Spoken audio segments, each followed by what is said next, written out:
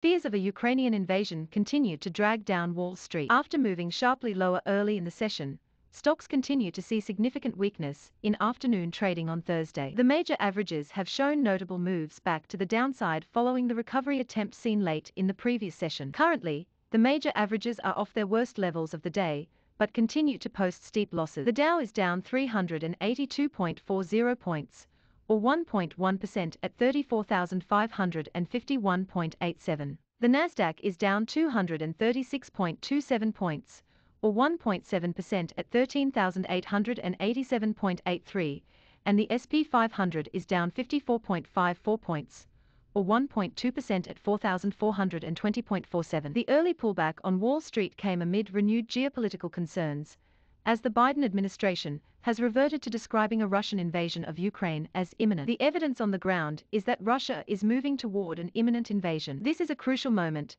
U.S. Ambassador to the United Nations Linda Thomas-Greenfield told reporters this morning. President Joe Biden also told reporters, as was leaving the White House, that there is every indication that Russia is prepared to attack Ukraine. Adding to the concerns, the State Department said Russia has expelled the deputy chief of the U.S. diplomatic mission in Moscow. The latest developments come after Ukraine and pro-Russian separatists traded accusations of attacks in the eastern part of the country. Russian state-controlled media claimed that Ukrainian forces had shelled territory held by the separatists, while Ukraine has accused Russian-backed rebels of attacking a village in the region. Negative sentiment also have been generated in reaction to the latest batch of U.S. economic data, including a Labor Department report showing an unexpected rebound in initial jobless claims in the week ended February 12. The Labor Department said initial jobless claims rose to 248,000, an increase of 23,000 from the previous week's revised level of 225,000. The rebound surprised economists, who had expected jobless claims to edge down to 219,000 from the 223,000 originally reported for the previous week. The Commerce Department also released a report showing new residential construction in the U.S. pulled back sharply in the month of January. The report said housing starts tumbled by January 4% to an annual rate of 1.638 million in January,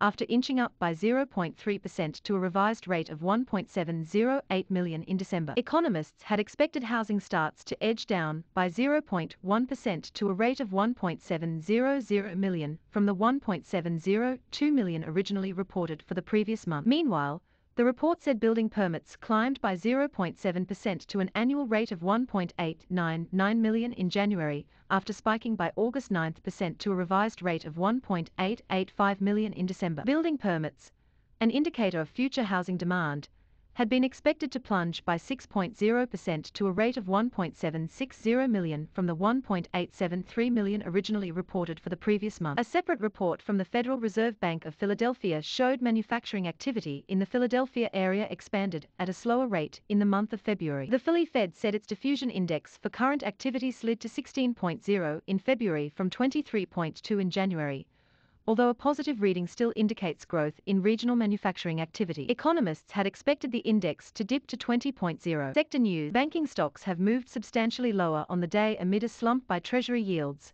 with the KBW Bank Index tumbled by April 2%. Considerable weakness also remains visible among semiconductor stocks, as reflected by the 2.2% slump by the Philadelphia Semiconductor Index. Nvidia has led the sector lower as concerns about flat profit margins and the graphics chipmaker's exposure to the cryptocurrency market have overshadowed the company's better than expected fourth quarter results and upbeat guidance. Housing stocks have also shown a significant move to the downside, dragging the Philadelphia Housing Sector Index down by January 2%. Steel, brokerage and chemical stocks are also seeing considerable weakness on the day, while gold stocks have moved sharply higher along with the price of the precious metal. Other markets. In overseas trading, stock across the Asia-Pacific region turned in a mixed performance during trading on Thursday. Japan's Nikkei 225 index slid by 0.8%, while Hong Kong's Hang Seng index rose by 0.3%. Meanwhile, the major European markets all moved to the downside on the day. While the French CAC 40 index dipped by 0.3%,